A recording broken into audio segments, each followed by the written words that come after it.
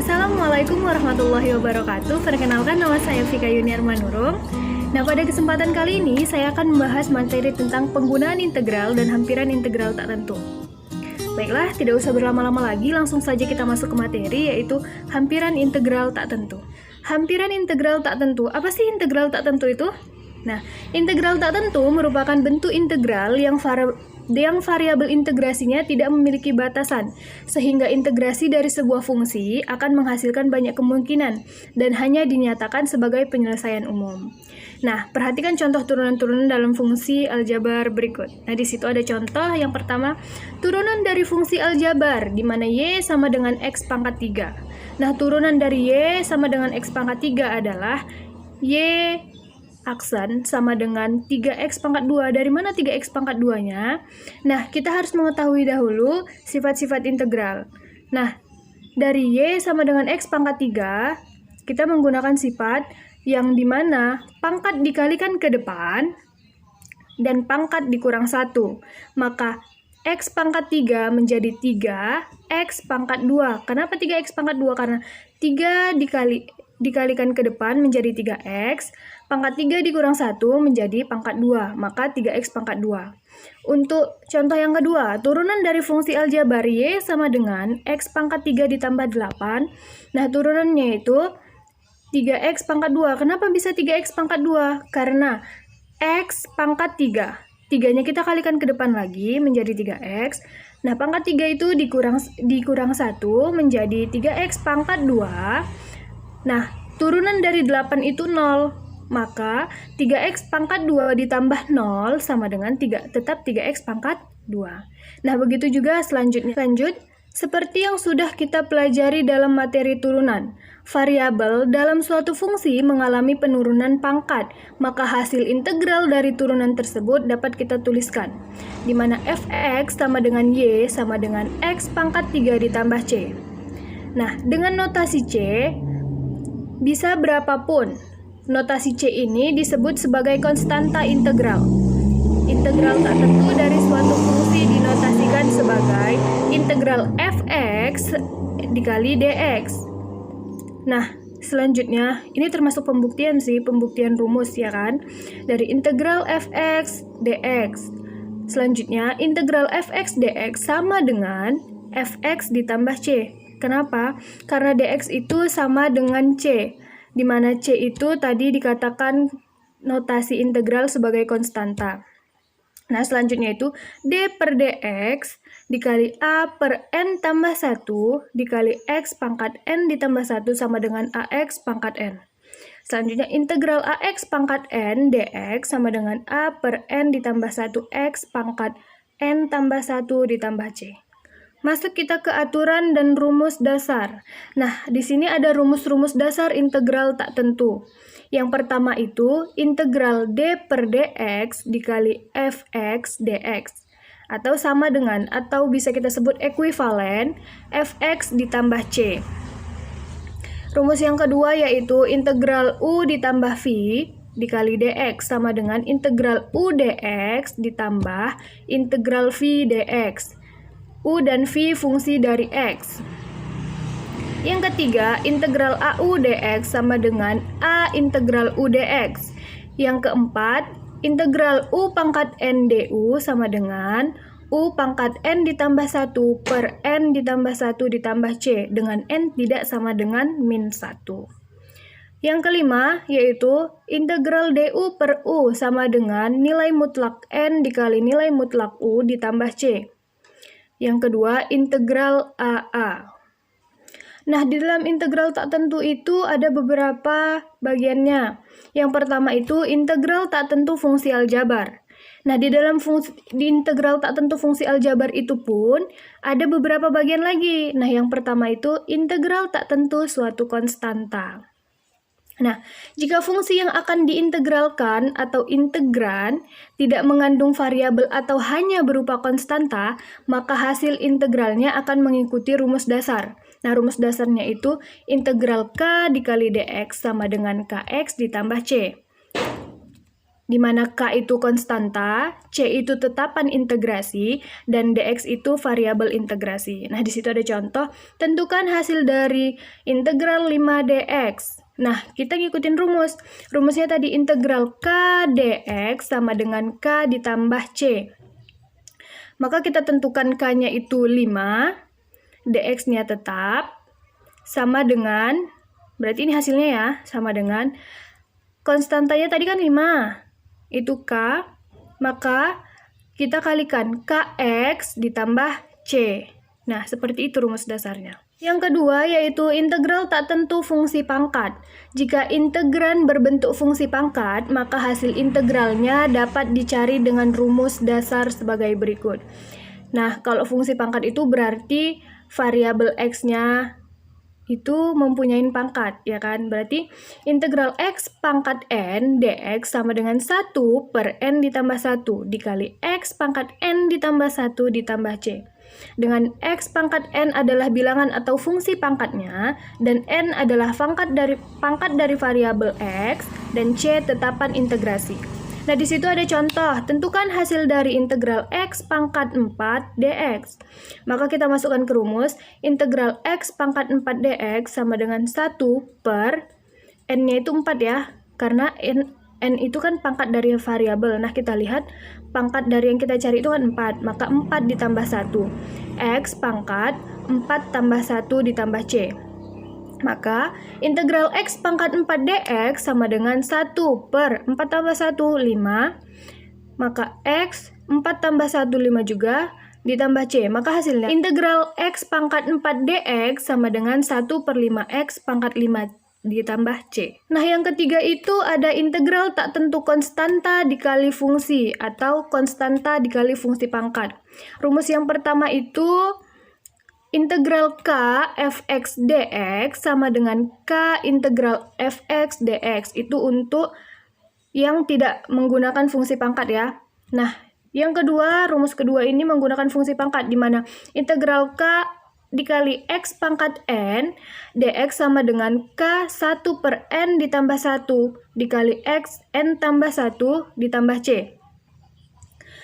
Di mana K itu tadi konstanta dan yang N itu pangkat dari variabel.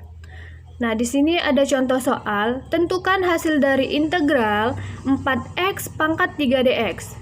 Nah, yang pertama kita menggunakan rumus yang pertama yang tanpa menggunakan fungsi pangkat. Rumusnya itu integral K fx dx sama dengan K integral fx dx. Nah, yaitu kita akan mencari integral 4x pangkat 3 dx sama dengan, tinggal kita masukkan saja.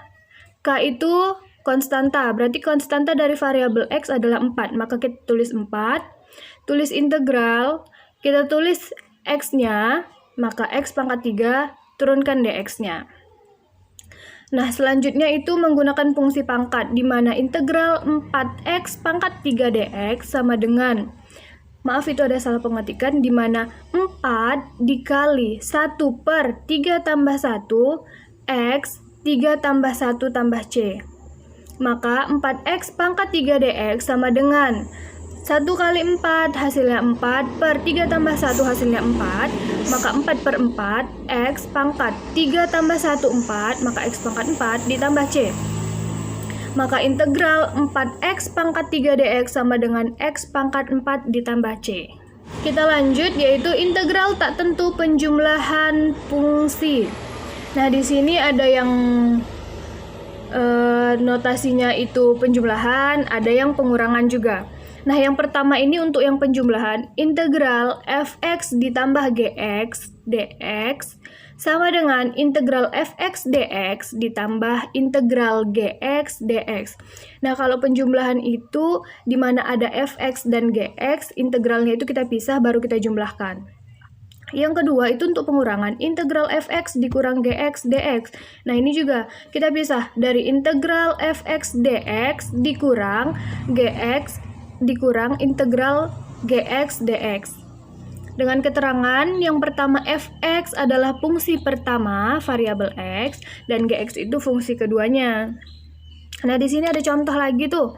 Tentukan hasil dari integral 4x pangkat 3 ditambah 2x dx. Kita tentukan dulu, fungsi pertama itu yang mana? 4x pangkat 3. Nah, fungsi yang kedua itu 2x. Atau 2x pangkat 1, karena 1 itu tidak perlu ditulis, maka 2x. Kita masukkan ke rumus. Untuk yang penjumlahan, integral 4x pangkat 3 ditambah 2x dx sama dengan, kita pisah ya, integral 4x pangkat 3 dx dengan fungsi pertama ditambah integral 2x dx dengan fungsi kedua sama dengan 4 dikali 1 per 3 tambah 1 x 3 pangkat x pangkat 3 ditambah 1 ditambah c untuk fungsi pertama, dan untuk fungsi kedua 2 dikali 1 per 2 tambah 1 x 1 ditambah 1 ditambah c. Selanjutnya 4 per 4 x pangkat 4 ditambah c ditambah 2 per 2 x pangkat 1 tambah 1 ditambah c sama dengan 4 per 4 hasilnya 1 x pangkat 4 berarti 1 dikali x pangkat 4 hasilnya x pangkat 4 ditambah c untuk yang fungsi pertama ya, ditambah 2 per 2 hasilnya 1 x pangkat 1 tambah 1 hasilnya x pangkat 2, maka 1 dikali x pangkat 2 hasilnya x pangkat 2 ditambah c untuk fungsi yang kedua, maka kita jumlahkan x pangkat 4 ditambah x pangkat 2 ditambah c. Nah, selanjutnya di sini ada integral tak tentu kebalikan variabel. Hasil integral dapat ditentukan dengan rumus dasar. Nah, di sini kita selalu memberi rumus dasar karena itu yang paling mudah, supaya kita lebih mudah memahaminya. Nah, rumus dasarnya itu integral x pangkat min 1 dx sama dengan ln nilai mutlak x ditambah c. Dah, keterangannya, x itu adalah variabel fungsinya, ln itu logaritma natural. Nah, x yang ada garis samping-sampingnya itu namanya nilai mutlak dari variabel x. Nah, di sini ada contoh soal. Tentukan hasil dari integral x pangkat min 3 dx. Langsung saja kita masukkan ke rumus ya. Integral x pangkat min 3 dx sama dengan ln atau logaritma natural dikali nilai mutlak x pangkat min 3 ditambah c. Sama dengan 1 per x pangkat min 3 d per dx dikali x pangkat min 3 ditambah c. Sama dengan 1 per x pangkat min 3 dikali min 3 kali 1 x pangkat min 3 dikurang 1 ditambah c. Sama dengan 1 per x pangkat min 3 dikali min 3x pangkat min 4 ditambah c. Sama dengan min 3x pangkat 4 min 3x pangkat min 4 per x pangkat min 3 ditambah c. Sama dengan 3x pangkat min 1 ditambah c. Nah, hasil dari integral x pangkat min 3 dx sama dengan min 3x pangkat min 1 ditambah c. Nah, integral tak tentu yang kedua yaitu integral tak tentu fungsi trigonometri. Nah, di sini ada tabel turunan dari fungsi trigonometri, bisa dilihat sendiri di mana y sama dengan sin x, turunannya itu cos x, dan integralnya integral cos x dx sama dengan in x, sin x, dan selanjutnya. Nah, rumus tersebut dapat dibuat lebih umum. Nah, lebih umumnya itu ada 6 ya rumusnya. Yang pertama itu integral cos dikali ax ditambah b dikali dx sama dengan 1 per a sin dikali ax ditambah b ditambah c. Nah, selanjutnya integral sin dikali ax ditambah b dikali dx sama dengan negatif 1 per a cos dikali ax ditambah b ditambah c. Nah, selanjutnya, rumus-rumus selanjutnya bisa dilihat sendiri ya. Ada 6 rumus di situ. Nah, integral fungsi yang ketiga yaitu integral fungsi eksponen dan logaritma. Nah, di sini ada teorema yang pertama yaitu integral e pangkat x dx sama dengan e pangkat x ditambah c. Di situ ada contoh soal, tentukan hasil dari integral 1 ditambah e pangkat x per 1 dikurang e pangkat x dx. Langsung saja kita kerjakan ya. integral 1 ditambah E pangkat X per 1 dikurang E pangkat X dx sama dengan integral 1 dikurang E pangkat X ditambah 2EX per 1 dikurang E pangkat X dx. Nah, sama dengan 1 dikurang E pangkat X per 1 dikurang E pangkat X dx ditambah kita pisah. Kita pisah integralnya karena penjumlahan sesuai dengan rumus penjumlahan yang dasar kita tadi. Kita pisah fungsi yang kedua yaitu integral 2E pangkat X per 1 kurang E pangkat X ditambah dx. Sama dengan 1 dx. Kenapa 1 dx? Karena 1 dikurang E pangkat X per 1 dikurang E pangkat X hasilnya 1 dikali dx, maka 1 dx ditambah integral 2E pangkat X dikali dx per 1 dikurang E pangkat X. Sama dengan 1 dikurang E pangkat X per, itu sama ya. Baris yang sama dengan yang ketiga sama yang keempat itu sama ya. Berarti kita langsung ke hasil aja.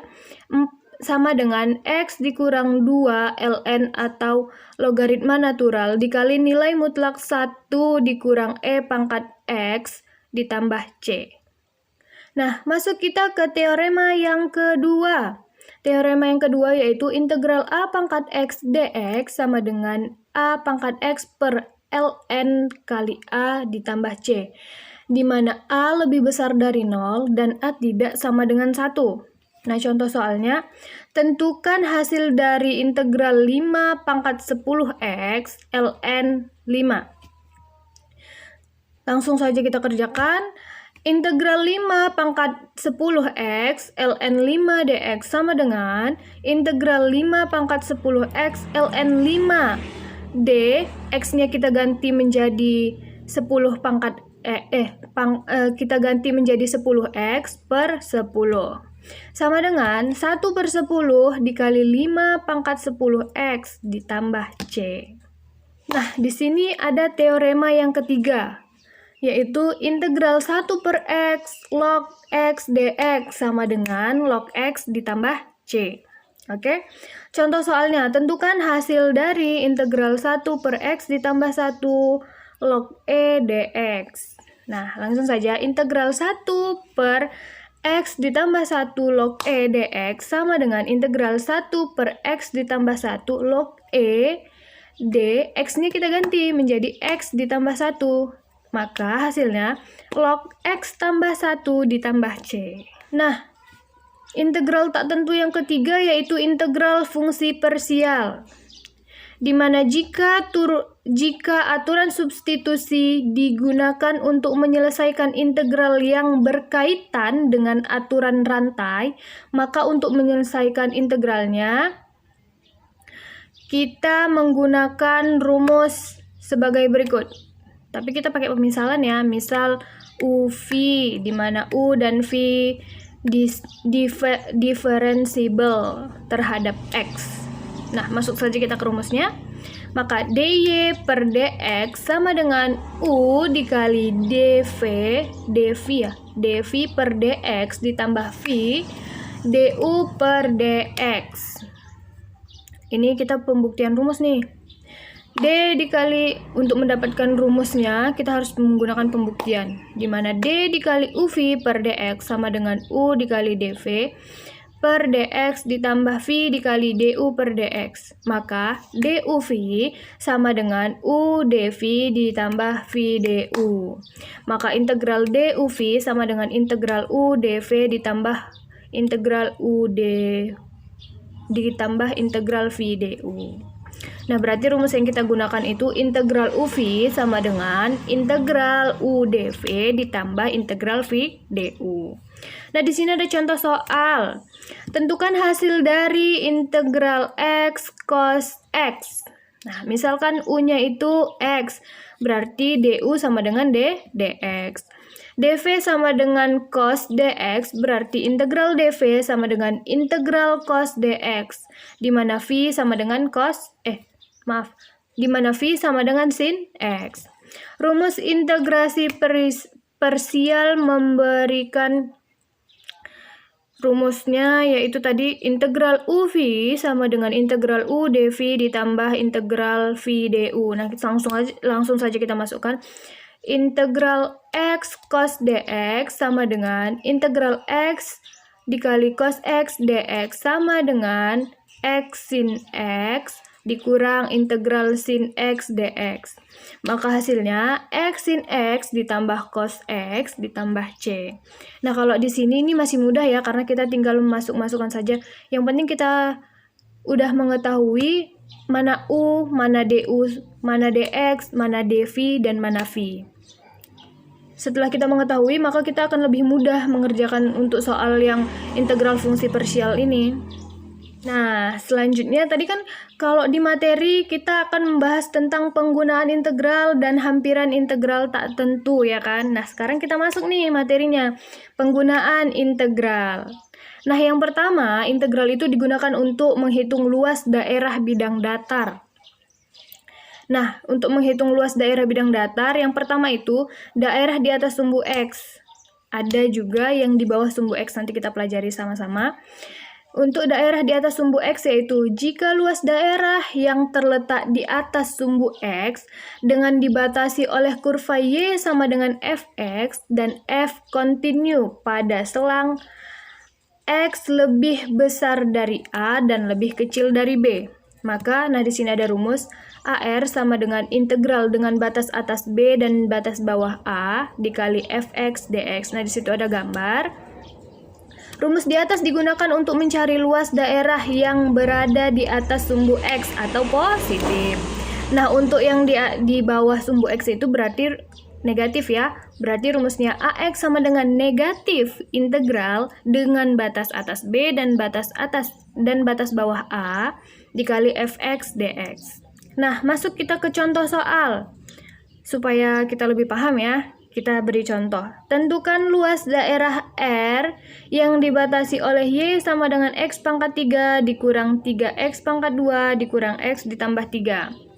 Ruas sumbu X antara X sama dengan min 1 dan X sama dengan 2. Dan oleh garis X sama dengan 2. Nah, kita harus menentukan titik potongnya dulu. Titik potong X menuju Y sama dengan 0.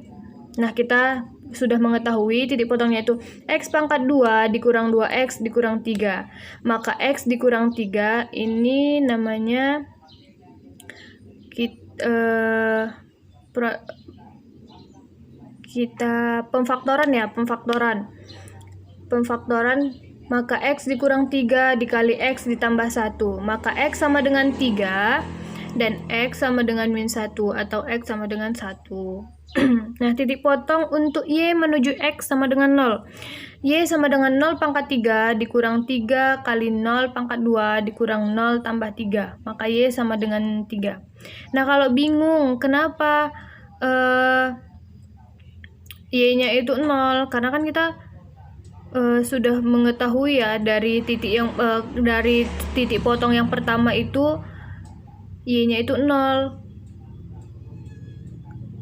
Maka di titik potong Y menuju X kita harus mensubstitusikan Y itu sudah menjadi 0. Nah, lanjut.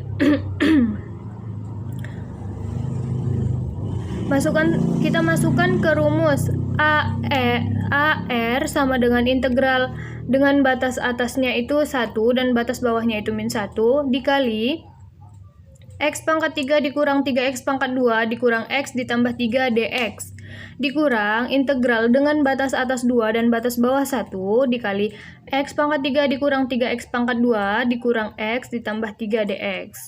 Sama dengan kita harus menggunakan, karena kalau kita ada batas atas dan batas bawah, kita rubah menjadi kurung siku. Nah, sudah kita rubah menjadi kurung siku itu X pangkat 4 per 4 dikurang X pangkat 3 dikurang X pangkat 2 per 2 ditambah 3X. Nah, batas atas itu kita buat di kurung siku yang di atas. Nah, batas bawahnya kita letak di kurung siku yang paling bawah. Maka batas atasnya 1 dan batas bawahnya min 1. Begitu juga dengan fungsi yang kedua itu dikurang Kita buat kurung siku lagi, kita buat X pangkat 4 dikurang 4, dikurang X pangkat 3, dikurang X pangkat 2, dikurang 2, ditambah 3X, dengan batas atasnya itu 2, dan batas bawahnya itu 1. Maka hasilnya 4 dikurang negatif 7/4 sama dengan 23/4. Nah, berarti luas daerah R yang dibatasi oleh Y sama dengan X pangkat 3 dikurang 3X pangkat 2 dikurang X ditambah 3 adalah 23/4. Selanjutnya, penggunaan integral dalam volume benda dalam bidang. Bidangnya itu apa saja? Lempengan, cakram, dan cincin. Nah, untuk volume benda dengan lempengan itu rumusnya ada V sama dengan integral dengan batas atas B dan batas bawah A dikali AX dx. Untuk yang volume dengan cakram atau metode cakram ya, kita sebut metode cakram itu rumusnya V sama dengan AX dikali H. Atau V sama dengan integral dengan batas atas B dan batas bawah A V dikali R kuadrat dx per dy. Nah, di situ ada rumus khususnya kalau untuk metode cakram ini. Rumusnya itu sumbu X. Untuk sumbu X ya, V sama dengan P integral dengan batas atas B dan batas bawah A dikali fx kuadrat dx. Nah, kalau untuk yang sumbu Y, V sama dengan P integral dengan batas atas B dan batas bawah A dikali Fy, karena kan kita letaknya di sumbu Y ya, maka kita buat Fy kuadrat dikali dy. Nah, untuk yang ketiga yaitu metode cincin. Dari metode cincin ini ada rumus, yaitu ini rumus umum ya, nanti ada rumus khususnya juga. Rumus umumnya itu V sama dengan integral dengan batas atas B dan batas bawah A dikali P dikali R 2/2 dikurang R 2/1 dx per dy. Nah, ada rumus khusus. Sama seperti cakram tadi, ada untuk yang sumbu Y dan ada yang untuk sumbu X. Nah, untuk sumbu X-nya itu V sama dengan P integral dengan batas atas B dan batas bawah A dikali Fx pangkat 2 dikurang Gx pangkat 2 dx. Nah, ini sama kayak tadi. Untuk operasi penjumlahan dan pengurangan itu fungsi harus dipisah. Untuk yang sumbu Y juga gitu. Y sama dengan V sama dengan P integral dengan batas atas B dan batas bawah A dikali Fy pangkat 2 dikurang Gy pangkat 2 dikali dy. Di mana R2 lebih besar ya, harus lebih besar dari R1 atau F lebih besar dari G. Selanjutnya itu penggunaan integral dalam menghitung volume benda putar. Nah, di situ ada gambar ya, gambar kalau bisa kita lihat itu gambar tabung namanya ya. Gambar tabung. Dapat dilihat bahwa jari-jari tabung dalam adalah R1 dan jari-jari tabung luar adalah R2. Dan tinggi tabung adalah H, maka volume ditentukan oleh rumus V sama dengan luas alas dikali tinggi. Maka luas alasnya itu kita buat VR 2/2 dikurang VR 2/1 dikali H. Sama dengan VR2 ditambah VR1 ditambah V dikali R2 ditambah R1 dikali R2 dikurang R1 dikali H. Sama dengan 2V dikali R2 ditambah R1/2 dikali H dikali R2 kurang R1. Jadi, V sama dengan 2Pi dikali jari-jari rata-rata ditambah dikali tinggi dikali tebal. Maka rumusnya itu 2Pi RH delta R. Nah, itu rumus yang kita gunakan untuk volume benda putar. Selanjutnya itu integral digunakan dalam menghitung panjang kurva pada bidang kurva rata. Nah, sebuah kurva rata disebut mulus apabila kurva itu ditentukan oleh persamaan-persamaan X sama dengan Ft dan Y sama dengan Gt, atau T T lebih besar dari A dan lebih kecil dari B. Dengan ketentuan bahwa turunan-turunan F aksen dan G aksen atau turunan F dan turunan G adalah kontinu pada AB. Nah, di situ ada gambar ya atau grafik untuk melihat kurva atau seperti itulah yang dinamakan kurva. Nah, untuk kita menghitung rumus panjang kurva, jika X sama dengan FT dan Y sama dengan GT, dengan X lebih besar dari A dan lebih kecil dari B, maka L sama dengan integral dengan batas atas B dan batas bawah A dikali akar dx per dy pangkat 2 ditambah dy per dx pangkat 2 dt. Nah, jika Y sama dengan FT dengan X lebih besar dari A dan lebih kecil dari B, rumusnya itu L sama dengan integral dengan batas atas B dan batas bawah A dikali akar 1 ditambah dy per dt, dy per dt pangkat 2 dikali dt. Nah, yang ketiga itu luas sama dengan integral dengan batas atas B dan batas bawah A dikali akar 1 ditambah dx per dt pangkat 2 dikali dt. Itu untuk X dengan FT, di mana X itu lebih besar dari A dan lebih kecil dari B. Nah, di sini ada contoh soal yaitu tentukan keliling lingkaran X pangkat 2 dengan X pangkat 2 ditambah Y pangkat 2 sama dengan A pangkat 2. Nah, kita selesaikan. X sama dengan A cos T dan Y sama dengan A sin T, di mana T lebih besar dari 0 dan lebih kecil dari 2V. Maka dx sama dengan negatif A sin T dt dan dy sama dengan A cos T dt.